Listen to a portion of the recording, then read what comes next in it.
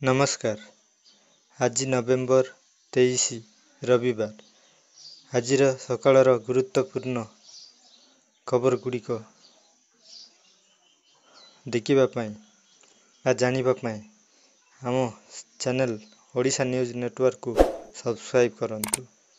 चलंतु आजिर खबर उपरे नजर पकेइबा। आज लघुचाप संभावना और पाणीपाग सतर्कता। दक्षिण पूर्व बंगोपसागर रे आज एक लघुचाप क्षेत्र सृष्टि आसंता खाली हवपातरे परिणत एबार पूर्वानुमान करिसेंति पाणीपाग विभाग केन्द्र। ओडिशा रे स्वल्प प्रभाव थिले भी चाषींक पई सतर्क जारी करा जायछि।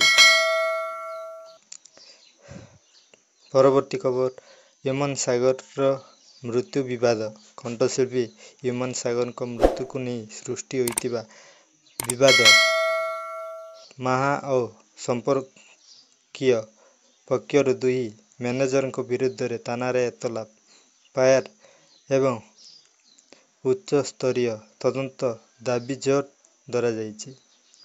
4219 कनेस्टेबल नियुक्ति मंजूरी। राज्य कैबिनेट द्वारा खाली पड़िथिबा प्राय 4219 टी पुलिस कनेस्टेबल पदवी को सीधासलख नियुक्ति देवा प्रस्ताव को अनुमोदन दिया जायछि। परवर्ती खबर ओडिया अस्मिता भवन योजना। ओडिशा भाषा संस्कृति और इतिहास को संरक्षित और प्रोत्साहित करने पाई भुवनेश्वर रे एक विश्वस्तरीय ओडिया अस्मिता भवन प्रतिष्ठा नहीं सरकार योजना चर्चा रे। परवर्ती खबर बांग्लादेशी अनुप्रवेशकारी रैकेट टाप जगतसिंहपुर रे बांग्लादेशी बेआईन भावे अनुप्रवेशकारी को आज ऐतनिक कार्यकलाप लगाइतिबा रैकेट रो मुख्य अभियुक्त गिरफ्त करा जायछि। चलंतु परवर्ती खबर जीसीसी हब नीति 2025 को अनुमोदन। राज्य रे शिल्प निवेदन को प्रोत्साहन हेबा 150 रु अधिक नियुक्ति सृष्टि करिबा लक्ष्य रे ओडिशा ग्लोबल कैपेबिलिटी सेंटर नीति 2025 को कैबिनेट अनुमोदन। परवर्ती खबर बालीजात्रा उपरे हाईकोर्ट को तागिद। कटकर ऐतिहासिक बालीजात्रा अलिया आवर्जना परिचालना एवं परिवेश सुरक्षा को नहीं हाईकोर्ट को दाबी और मार्गदर्शिका जारी चर्चा। परवर्ती खबर ओडिशा रे यूजी पाठ्यपुस्तक प्रस्तुति रे विलंब।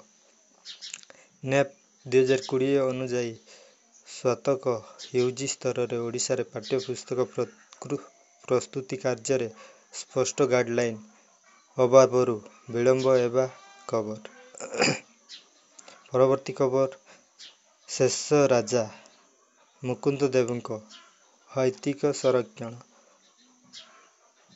गैराटिकी भद्रक स्थित ओडिशार शेष स्वाधीन राजा मुकुंद देव सहित जड़ित ऐतिहासिक और संस्कृति को संरक्षण करने को केंद्र मंत्री को घोषणा।